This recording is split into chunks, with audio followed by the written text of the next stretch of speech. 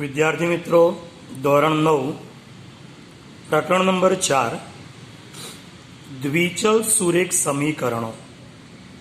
તો દ્વિચલ સુરેખ સમીકરણમાં આપણે અહીંયા સરકારે જે 30% અભ્યાસક્રમ ઓછો કરી અને જે કોર્સ આપણે આપેલો છે એના અનુસંધાનમાં જેટલું આ ચેપ્ટરમાંથી પૂછાવાનું છે એટલી માહિતી આપણે વિડીયોમાં તમને આપીશું. અહીંયા તો સૌથી પહેલાં આપણી પાસે અહીંયા છે એક ચલ સુરેખ સમીકરણ. હવે પહેલાં અહીંયા સમજીએ ચલ અને અચલ એટલે શું. ચલ એટલે ચલિત. ચલનો મતલબ શું થાય? ચલિત. મતલબ કે જેની કિંમતો બદલાતી હોય એને ચલિત કહેવાય, એટલે કે ચલ કહેવાશે. સમીકરણમાં જેની કિંમતો બદલાતી હોય એને શું કહેવાશે? ચલ કહેવાશે. જ્યારે અચળ, તો અચળ એટલે કે જેની કિંમતો બદલાતી ન હોય એને શું કહેવાશે? અચળ કહેવાશે. તો અહીંયા આપણી પાસે પહેલું છે એક ચલ સુરેખ સમીકરણ. તો કે જે સમીકરણમાં એક જ ચલ હોય અને ચલનો ઘાતાંક 1 હોય તેને એક ચલ સુરેખ સમીકરણ કહે છે. આપણી પાસે અહીંયાનું પ્રમાણિત સ્વરૂપ છે ax વત્તા b બરાબર c, જેમાં x એ એક ચલ છે. અહીંયા કીધું ને જે સમીકરણમાં એક જ ચલ હોય, તો અહીંયા ચલ કયો છે? x. સમીકરણ માત્ર શેમાં છે? x માં. જ્યારે a, b અને c એ કોણ છે? અચળાંકો છે. તો એક જ ચલ છે અને એનો ઘાતાંક, તો અહીંયા x નો ઘાતાંક કેટલો? 1 જ. તો આપણી પાસે ax પ્લસ b બરાબર c, જેને શું કહેવાશે? એક ચલ સુરેખ સમીકરણ કહેવામાં આવે છે. એવી રીતે તમે ay પ્લસ b બરાબર c પણ કહી શકો. બરાબર. તો એમાં ચલ કયો થયો? y થયો. ay પ્લસ b બરાબર c હોય, મતલબ x ની જગ્યાએ y હોય, તો એને y માં સમીકરણ કહેવાશે. બરાબર. અથવા a પ્લસ bx બરાબર c, તો પણ એક ચલ જ કહેવાય. તમને કોઈ એમ કે a પ્લસ bx બરાબર c, તો આ પણ શું કહેવાય? એક ચલ જ કહેવાય. પણ અહીંયા શરત કઈ આવે? જેમાં x નો સહગુણક કયો? a, તો a નોટ ઇક્વલ ટુ 0. એવી રીતે અહીંયા x નો સહગુણક કયો? b, તો b નોટ ઇક્વલ ટુ 0. આવું જે સમીકરણ છે એને પણ શું કહેવાય? એક ચલ સુરેખ સમીકરણ કહેવામાં આવે છે. એવી જ રીતે આપણી પાસે અહીંયા બીજું છે દ્વિચલ સુરેખ સમીકરણ. શું આપવામાં આવ્યું અહીંયા? દ્વિચલ સુરેખ સમીકરણ. દ્વિ એટલે કેટલા થાય? 2. દ્વિનો મતલબ શું થાય? 2. તમે જો આની અંદર એક જ ચલ છે x ખાલી, જ્યારે દ્વિચલ એટલે અહીંયા તમારી પાસે 2 ચલ હશે. બરાબર.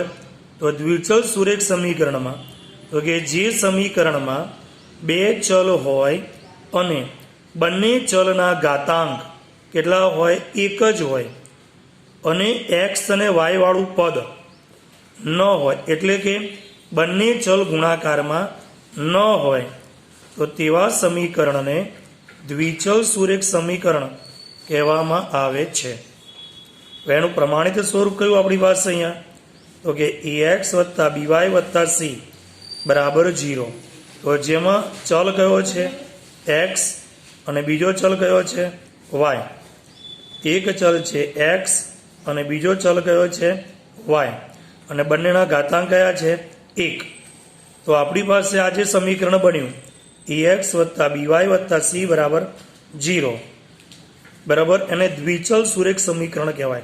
શું કહેવાશે? અને દ્વિચલ સુરેખ સમીકરણ, જ્યાં x નો સહગુણકનો વર્ગ અને y ના સહગુણકનો વર્ગ નો સરવાળો, મતલબ કે a વર્ગ વત્તા b વર્ગ. a એટલે કોણ? x નો સહગુણક. b એટલે કોણ? y નો સહગુણક. બંનેના વર્ગોનો શું કરવાનો? સરવાળો. અને એ સરવાળો કેવો થાય? Not equal to 0. એટલે કે a અને b, x નો સહગુણક અને y નો સહગુણક, બેમાંથી એક સાથે શૂન્ય નથી.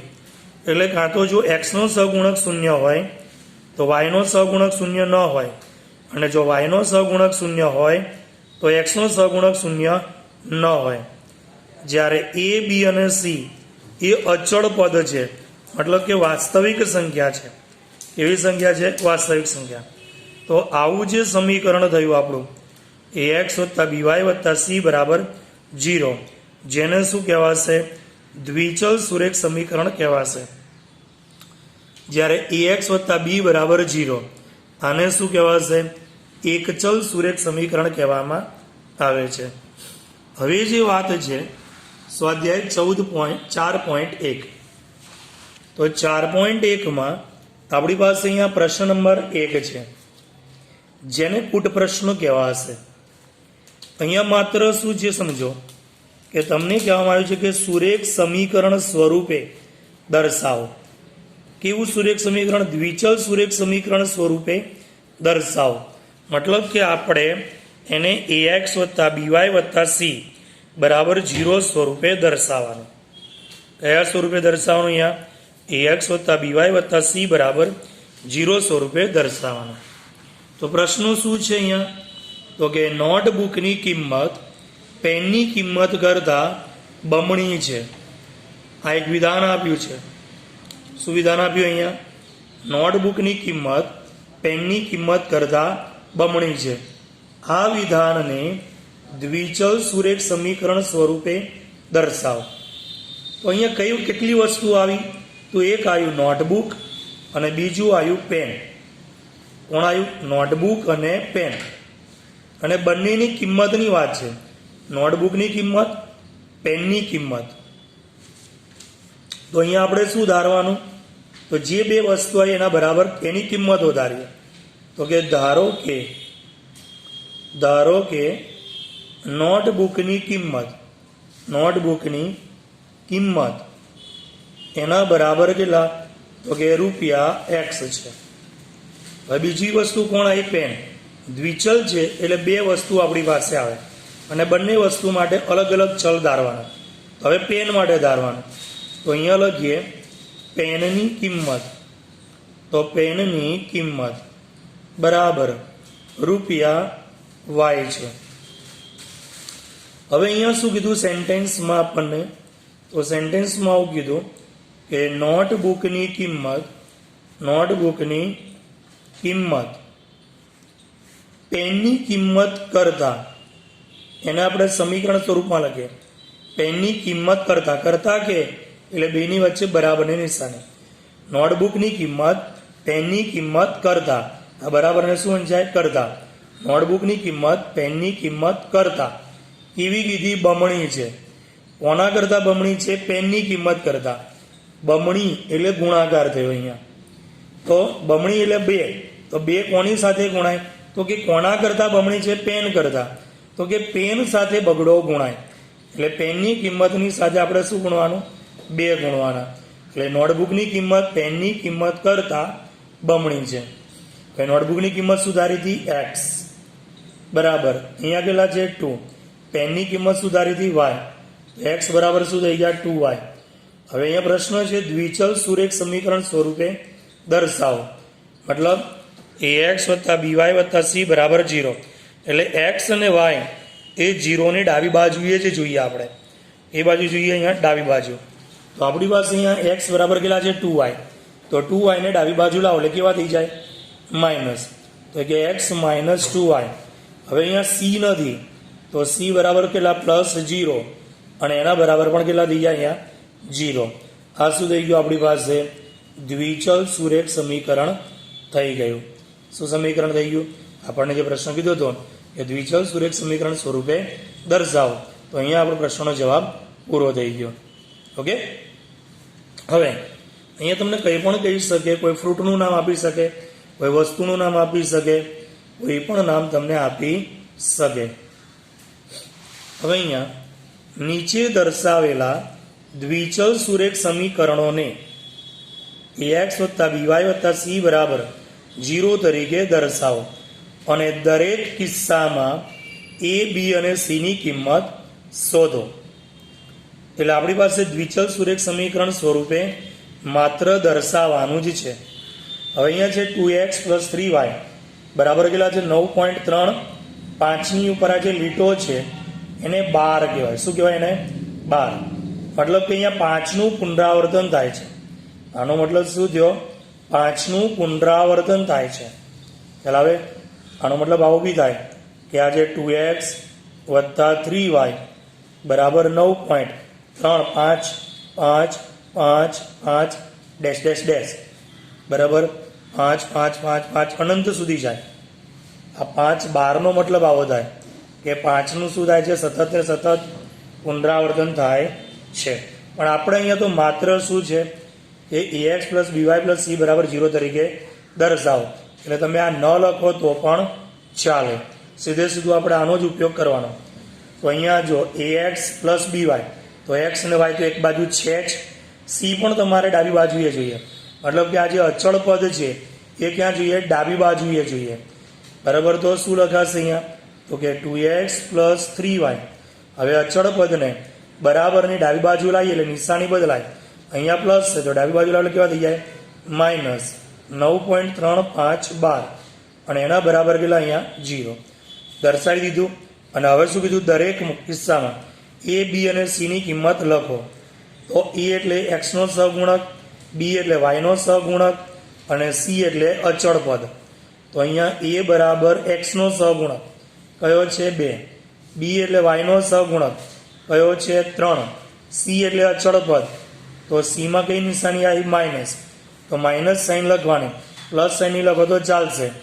તો માઇનસ 9.3512 આ આપણો જવાબ. દાખલો પૂરો. આમાં બીજું કશું કરવાનું નથી. બરાબર. એમાં બીજો પ્રશ્ન છે, જુઓ અહીંયા શું આપ્યું અહીંયા? તો કે x માઇનસ વાયના છેદમાં 5 માઇનસ 10 બરાબર કેટલા છે? અહીંયા 0. તો આને શું કરવાનું? તો ax plus by plus c બરાબર 0 સાથે સરખાવતા. કેમ કે આ પ્રમાણિત સ્વરૂપમાં તો છે જ. શું અહીંયા? x y અને અચળ પદ બધા ડાબી બાજુએ તો છે જ. x બી ડાબી બાજુએ છે, 0 ની ડાબી બાજુએ. y પણ 0 ની ડાબી બાજુએ છે, 10 પણ 0 ની ડાબી બાજુએ છે. એટલે પ્રમાણિત સ્વરૂપમાં તો છે જ. એટલે હવે સીધું શું કરવાનું? ax વત્તા by વત્તા c બરાબર 0 સાથે સરખાવો. તો અહીંયા x નો સહગુણક કયો? a. અને અહીંયા x નો સહગુણક કયો? તો કશું જ નથી, તો 1 કહેવાય. તો અહીંયા a બરાબર કેટલા? 1. x નો સહગુણક 1. એવી રીતે b. તો y નો સહગુણક. તો y ના સહગુણકમાં કઈ નિશાની આવી? માઇનસ. ઉપર કશું નથી એટલે શું કહેવાય? 1. નીચે કેટલા આપ્યા છે? 5. એટલે b બરાબર માઇનસ 1/5. એવી રીતે c. તો c એટલે અચળ પદ કયું છે? માઇનસ 10. તો c બરાબર કેટલા થાય? માઇનસ 10. દાખલો પૂરો. હવે અહીંયા છે માઇનસ 2x પ્લસ 3y બરાબર 6. તો આપણે શું કરવાનું? બધા પદ ક્યાં જોઈએ? 0 ની ડાબી બાજુએ જોઈએ. મતલબ જમણી બાજુ જે અહીંયા 6 છે એ 6 ના સ્થાને શું જોઈએ? 0 જોઈએ. તો ત્યાં 0 લાવવા માટે શું કરવાનું? તો કે 6 ને ડાબી બાજુ લઈ જાઓ તો નિશાની બદલાય.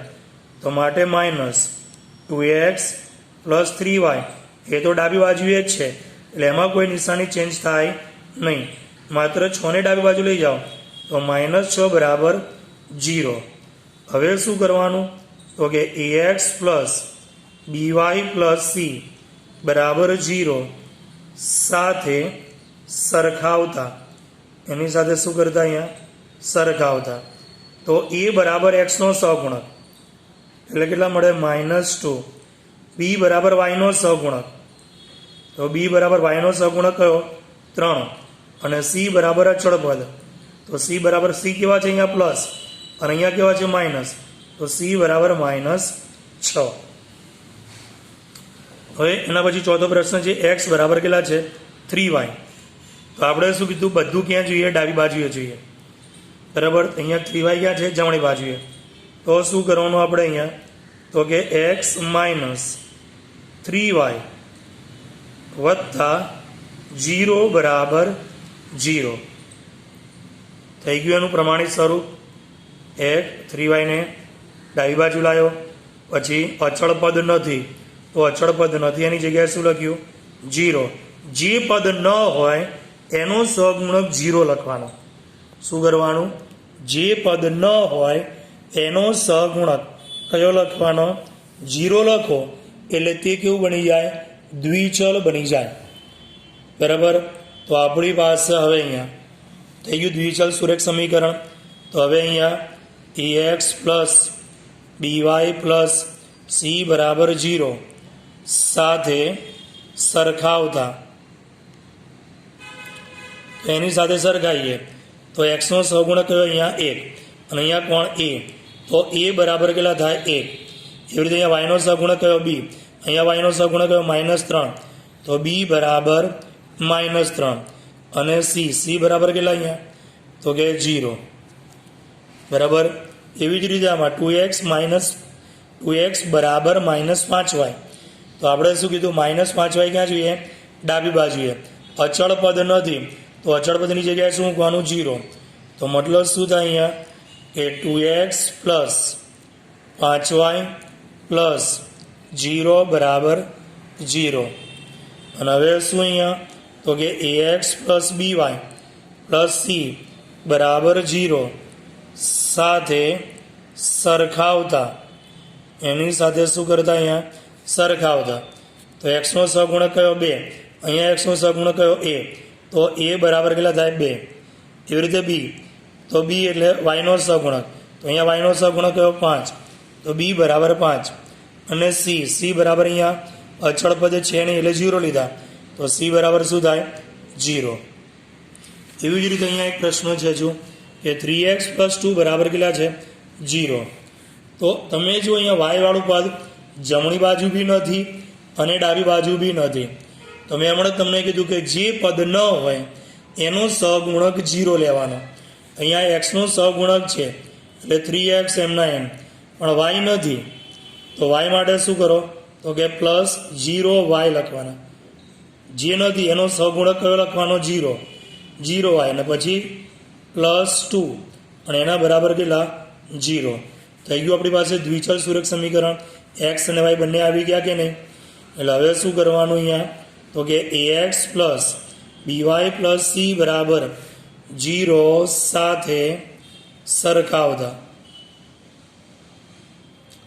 એની સાથે સરખાઈએ તો આપણી પાસે શું થાય? અહીંયા એક્સનો સહગુણક a, અહીંયા એક્સનો સહગુણક 3 તો મતલબ a બરાબર 3. વાયનો સહગુણક અહીંયા 0, વાયનો સહગુણક b તો મતલબ b બરાબર કેટલા થાય? b બરાબર 0 અને c બરાબર અચળ પદ. તો અચળ પદ કયું છે? 2. તો c બરાબર કેટલા? 2. અહીંયા જો y-2 બરાબર 0 તો અહીંયા કોણ નથી? તો કે x નથી. જમણી બાજુ બી x નથી અને ડાબી બાજુ બી x નથી. તો જે x નથી તો x નો સહગુણક કયો લેવાનો? 0. તો શું લખાય? 0x. પછી y ની આગળ કઈ નિશાની છે? પ્લસ. તો પ્લસ y છેલ્લે -2 બરાબર 0. એટલે આ શું બની ગયું? આપણું દ્વિચલ સુરેખ સમીકરણ બની ગયું. હવે શું કરવાનું? તો કે ax plus by plus c બરાબર 0 સાથે સરખાવતા તો a બરાબર x નો સહગુણક કયો? અહીંયા 0. b બરાબર y નો સહગુણક કયો? અહીંયા 1 અને c બરાબર કેટલા? અહીંયા તો કે -2. c એટલે અચળ પદ. મતલબ કે જે સહગુણક નથી એનો સહગુણક 0 લઈ અને દ્વિચલ સુરેખ સમીકરણ બનાવ. બંને સહગુણક 0 લઈ શકાશે નહીં, આટલું યાદ રાખજો. આપણે શરતમાં કીધું હતું કે કાં તો એક્સનો સહગુણક 0 હોય કાં તો વાયનો સહગુણક 0 હોય. અહીંયા કોનો સહગુણક 0 હતો? વાયનો. તો એક્સનો સહગુણક 0 નથી. અહીંયા કોનો સહગુણક 0 છે? એક્સનો. તો વાયનો સહગુણક 0 નથી. એવી જ રીતે હવે અહીંયા 5 બરાબર 2x છે તો ડાબી બાજુ બી y નથી કે જમણી બાજુ બી y નથી. તો શું કરવાનું? ડાબી બાજુએ y લખવાના. એની પહેલાં 2x ને ક્યાં લાવો? તો કે 2x ને ડાબી બાજુએ લાવો. તો 2x ડાબી બાજુ એટલે કેવા થાય? -2x. અહીંયા શું છે? +5 બરાબર શું આવ્યું? 0. હવે તમે જુઓ અહીંયા વાય વાળું પદ નથી, તો વાય વાળું પદ નથી તો વાયનો સહગુણક કયો લખવાનો? 0. જે પદ ન હોય એનો સહગુણક 0 લખીને લખવાનો. તો અહીંયા વાય નથી તો શું થાય અહીંયા આપણી પાસે? તો કે -2x પ્લસ 0y પ્લસ 5 બરાબર 0. ખ્યાલ આવે? એટલે થઈ ગયું આપણી પાસે એનું પ્રમાણિત સ્વરૂપ. હવે એને શું કરીએ અહીંયા? તો કે ax plus by plus c બરાબર 0 સાથે સરખાવતા, તો એની સાથે આપણે સરખાવીએ. તો a એટલે એક્સનો સહગુણક કયો અહીંયા? તો એક્સનો સહગુણક -2, તો a બરાબર -2. એવી રીતે b બરાબર, તો વાયનો સહગુણક કયો? 0, તો b બરાબર 0. અને c એટલે અચળ પદ, તો c બરાબર કેટલા? 5. ખ્યાલ આવી ગયો? તો આ સાથે આપણે સ્વાધ્યાય 4.1 અહીંયા પૂરું જાય. બરાબર. સરકારે જે 30% કોર્સ ઓછો કર્યો છે, બરાબર, તો એના અનુસંધાનમાં જ આપણે હવે બધા વિડીયો ચાલશે અને એ પ્રમાણે જ કાર્ય કરીશું.